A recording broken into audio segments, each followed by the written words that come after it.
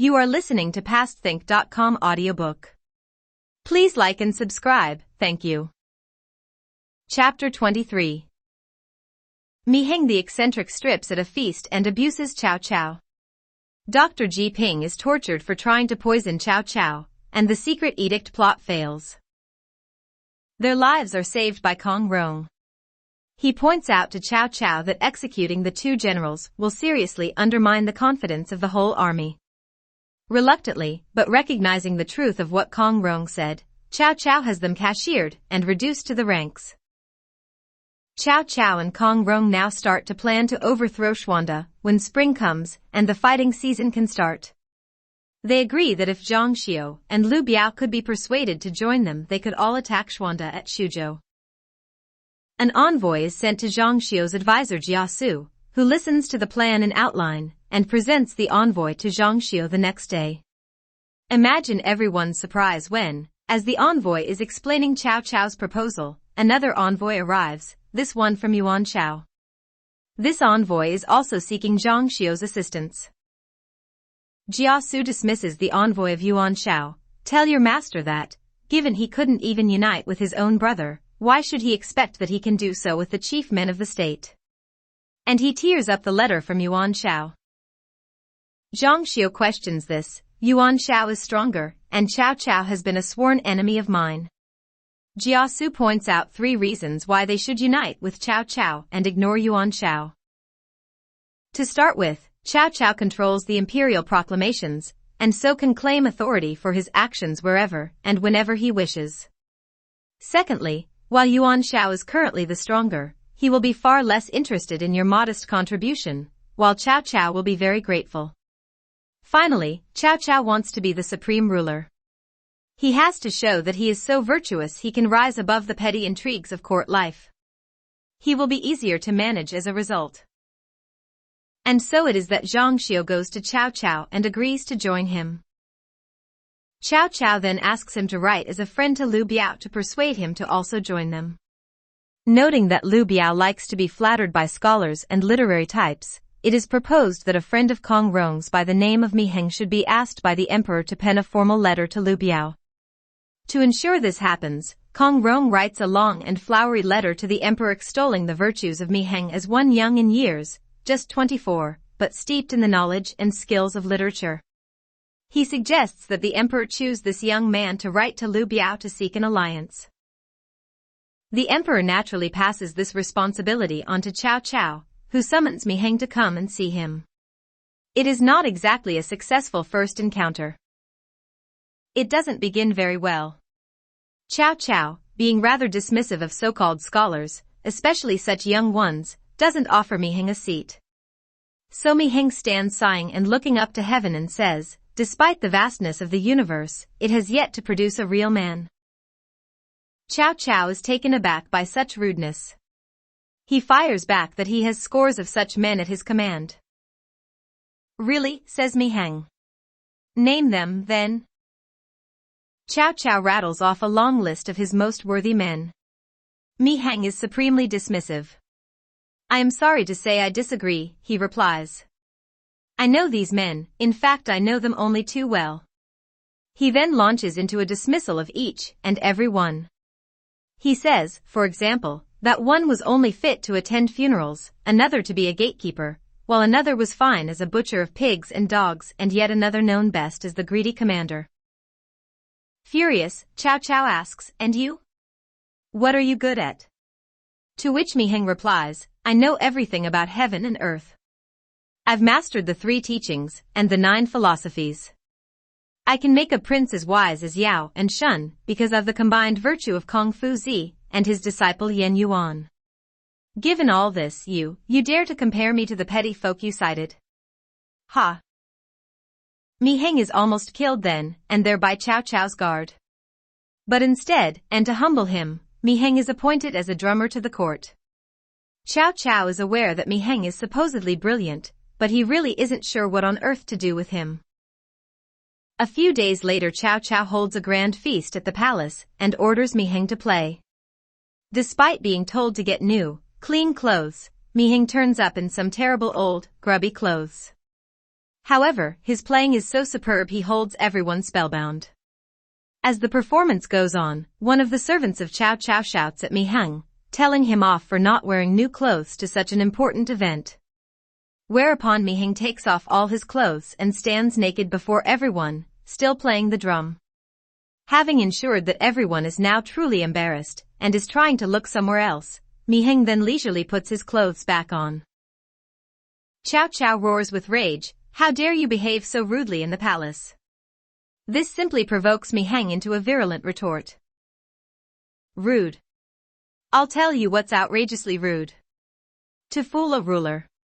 My body is as pure as the day I was born, but you cannot even spot the difference between the wise and foolish because your eyes are corrupt.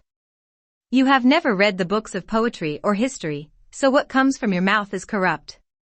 You don't listen to words of truth, so your ears are corrupt. You can't learn from the past to shape the present, which means you're utterly corrupt. Your disdain of the other nobles shows your very stomach is corrupt.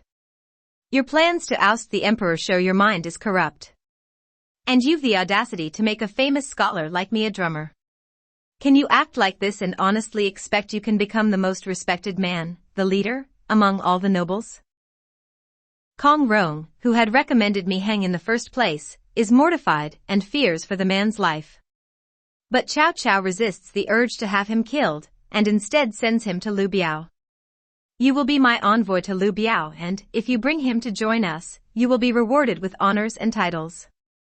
Yet Mi Heng resists, and is incredibly rude to the petty officials sent to ensure he leaves. When he is summoned for his formal farewell dinner, Mi Heng arrives, but lets out a deep sigh. What is that all about? Asks Sun Wenrua, the official in charge. I am here among men who are already dead, corpses, so why shouldn't I mourn, is his reply. Furious, the others shout out that, if they are dead, then he is nothing more than a headless devil. I have my own head, not like you lot serving in Chao's little gang. He is almost killed at this point, but Sun Wenrua shouts, don't bother killing what is really just a rat. I may be a rat, shouts back Mi Heng, but at least I have a human soul. You lot, well, you're just parasites. At last, and against his will, Mi Heng is dispatched to Jingzhou to see Liu Biao. Here his behavior is no better. In praising Liu Biao, he actually manages to insult and humiliate him. One of Liu Biao's advisors says, kill him. He has insulted you. Liu Biao is no fool. Cao Cao was also insulted but didn't kill him. He knows how bad this'll look, to kill a famous scholar. That's why he sent him here, for me to do his dirty work for him. However, I'm going to send him to Huangzhou. That'll show Cao Cao that I too can play this game. And so Mi Heng is dispatched to Huangzhou. While this is going on, Yuan Shao's envoy turns up, also proposing an alliance. Uncertain what to do, Liu Biao equivocates, first going one way then another. Soon news comes of Mi Heng's fate. Huangzhou and Mi Heng get drunk together, and then Huangzhou makes the mistake of asking Mi Heng what he thinks of him. He is told he is a wooden statue in a temple, pretty but useless. Furious and with no fear of Cao Cao, Huangzhou has him killed then and there.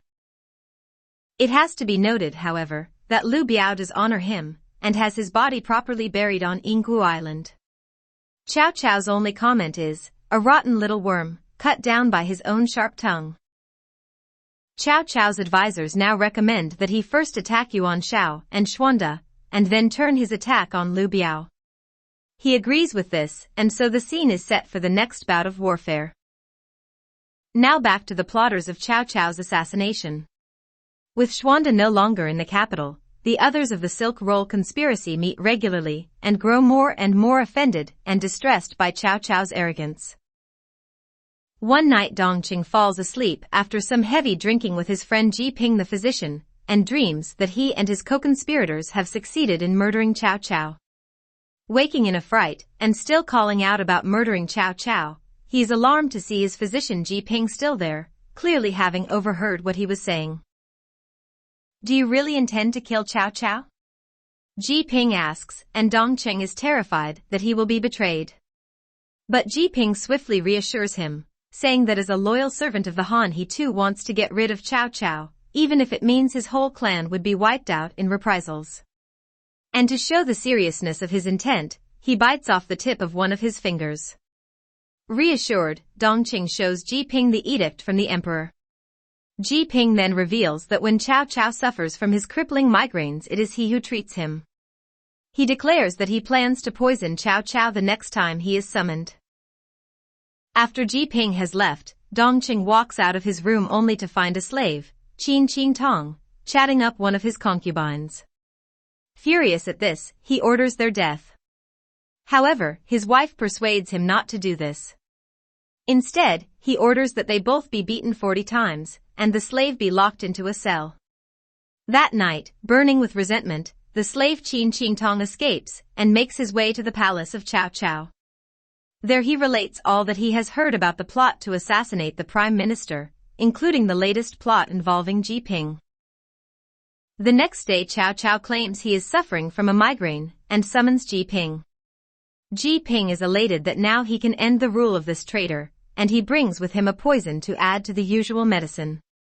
However, Cao Cao of course knows what is planned, and when Ji Ping takes the medicine to him, Cao Cao says, "You are well read in the classics, and so you know what they say. It is the role of the servant to test the medicine for his master, the role of the son to test for the father. You are like a son as well as being a servant to me, so you should try this medicine first, then I will take it." Realizing he has been discovered, Ji Ping grabs hold of Cao Cao and tries to force the poison down his throat. But Cao Cao is too strong and throws the medicine onto the floor, where it spills and cracks the tiles. Ji Ping is seized by Cao Cao's guards, who wrestle him away. Cao Cao orders that he be tortured. Sitting on a bench, watching the torture, Cao Cao offers him release if he will betray the others involved. Ji Ping denies anyone else is involved and claims he was acting on his own. Despite the most horrific torture, Ji Ping refuses to name anyone, and even Cao Cao can see that any more torture will kill him. He has plans to use Ji Ping later, so the torture is stopped, not least because there is no part of Ji Ping's body that has not already been beaten and abused. The very next day Cao Cao holds a feast for all his officials, and, with the exception of Dongqing, who says he is unwell, the other conspirators are in attendance. Just as everyone is relaxing, Cao Cao calls for entertainment, and at this point Ji Ping is brought in, dragged by no less than 20 guards. Cao Cao then speaks. "Unbeknown to you, my officials, this man was part of a plot to overthrow the court and to murder me. But heaven has thwarted their evil plans, as you'll now hear from the prisoner." So saying, he orders the guards to beat Ji Ping. The treatment is so rough he collapses. Brought round by having water thrown in his face, he shouts out, "You traitor, Cao Cao. Why don't you just finish me off?" "There were 6 original conspirators, weren't there?" says Cao Cao. "And you became the 7th. But Ji Ping continues to deny this, while the 4 conspirators in the room stare with horror and deepening fear. Despite continued beatings, Ji Ping holds to his statement that he is alone in this, and eventually Cao Cao has him dragged away. Dismissing the other officials, he orders just the 4 conspirators to stay behind. Imagine their terror. Then the slave Qin Tong is brought in. Wang Zifu tries to discredit the slave by pointing out that he is a runaway, and therefore unreliable. But Cao Cao points out that the slave told him about Ji Ping, and this has proved to be true. So saying, he gives orders for the imprisonment of the 4 officials. The next day Cao Cao, surrounded by his bodyguards, goes to Dongqing's house. "Why didn't you come for the feast last night?" asks Cao Cao. Dongqing says that he had a sickness. Cao Cao replies, "Could it be that you had a touch of anxiety about the Han?" As Dongqing takes on board what this means, Cao Cao continues, "I expect you heard all about the Ji Ping affair?" "No." "Well, I'm surprised." At this point Cao Cao orders Ji Ping to be brought in, so as to cure the imperial brother-in-law's illness. Once again Cao Cao orders Ji Ping to say who has instigated this revolt, and once again Ji Ping claims he acted alone. So yet again Ji Ping is beaten. Dongqing feels his heart break with sadness and terror. I note that you have lost the tip of one of your fingers, observes Cao Cao. Why is that? And when Ji Ping says it is as a sign that he is committed to killing Cao Cao, Cao Cao takes a knife and cuts off all of Ji Ping's fingers. Ha! Exclaims Ji Ping, I still have a tongue to curse a traitor, and when Cao Cao gives orders that his tongue be cut out, Ji Ping appears to break down.